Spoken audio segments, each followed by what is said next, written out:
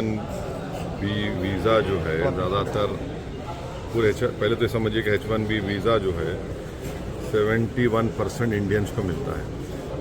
उसमें से बहुत बड़ा शेयर होता है तेलंगाना आंध्रा के जो टेकीज़ होते हैं।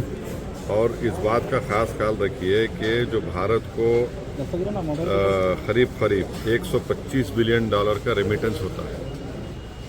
अब अगर आइंदा से जिस किसी को भी H1B वीज़ा मिलेगा और उसके एम्प्लॉयर्स को कहा जाएगा कि भाई $1 लाख आप जमा करवाइए, तो फिर इसका डायरेक्ट असर हमारे भारत के लोगों को पड़ेगा, नौजवानों को जो बड़ी मेहनत करते हैं और बड़े बड़े इदारों में कॉलेजेस में जाकर अपनी तालीम को मुकम्मल करते हैं, और उसका बुरी तरह असर पड़ेगा।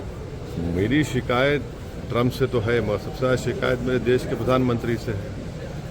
आपने अहमदाबाद में इतना बड़ा मीटिंग की, स्टेडियम में मीटिंग की, हाउडी मोडी किया आपने, ये क्या फ़ायदा हुआ बताइए? और हम लोग क्या कर रहे हैं? मैं कोई पॉलिटिकल पॉइंट स्कोर करना नहीं चाह रहा हूँ, मगर भारत सरकार को और ख़ासतौर से मोदी सरकार को सोचना चाहिए कि ये सब जो पाकिस्तान का मिलिट्री चीफ जाकर खाना खाता है ट्रम्प के साथ, फिर हमारे पड़ोस में हम देखते हैं कि पाकिस्तान और यूएस का ट्रेड एग्रीमेंट हो जाता है। ये सब इससे हो क्या रहा है? और फिर ये अगर इस पर हम कंट्रोल नहीं करेंगे तो फिर नुकसान हमारे इन बच्चों का होगा। और हम ये उम्मीद करते हैं कि हमारे जितने ट्रेड एग्रीमेंट्स, करीब 16 या 18 ट्रेड एग्रीमेंट्स हम डी-डॉलराइजेशन करके रुपीस में दे रहे हैं, वो करने की ज़रूरत है। और बिल्कुल हम सकम ना करें ये अमेरिका की ट्रम्प सरकार की ब्लैकमेलिंग को।